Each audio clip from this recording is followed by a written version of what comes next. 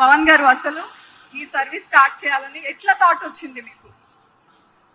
దానికంటే ముందు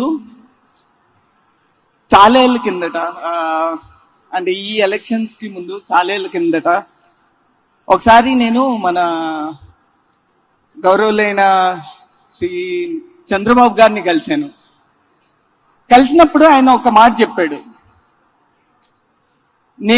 తను ఎప్పుడు ఆలోచించేది ఎప్పుడు తెలుగు వాళ్ళని ప్రపంచం మ్యాప్ మీద ఎలా పెట్టాలి అని. ఆ మాట విన్నప్పుడు ఈవెన్ ఐ థాట్, ఆయన అలా ఆలోచిస్తుంటే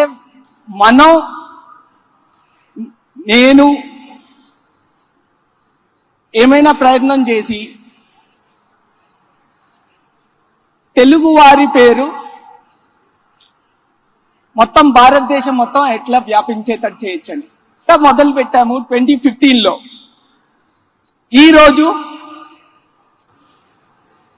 ర్యాపిడో భారతదేశంలో 100 cities పైగా మేము వ్యాపించున్నాము. Just give a big hand.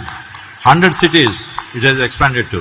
ప్రతిరోజు 22 లక్షల రైళ్లు ప్రతిరోజు. అందులో 30% అమ్మాయిలు వాడతారు. పవన్ గారు, అసలు ఈ సర్వీస్ స్టార్ట్ చేయాలని ఎట్లా థాట్ వచ్చింది మీకు? దానికంటే ముందు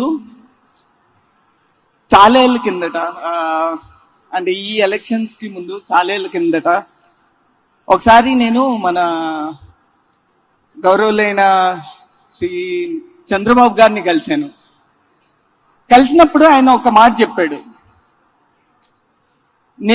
తను ఎప్పుడు ఆలోచించేది ఎప్పుడు తెలుగు వాళ్ళని ప్రపంచం మ్యాప్ మీద ఎలా పెట్టాలి అని.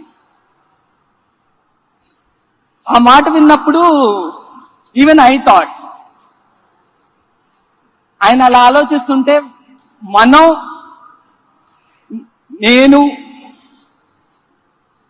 ఏమైనా ప్రయత్నం చేసి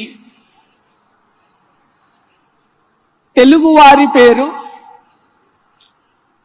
మొత్తం భారతదేశం మొత్తం ఎట్లా వ్యాపించేటట్టు చేయొచ్చని మొదలు పెట్టాము 2015లో. ఈరోజు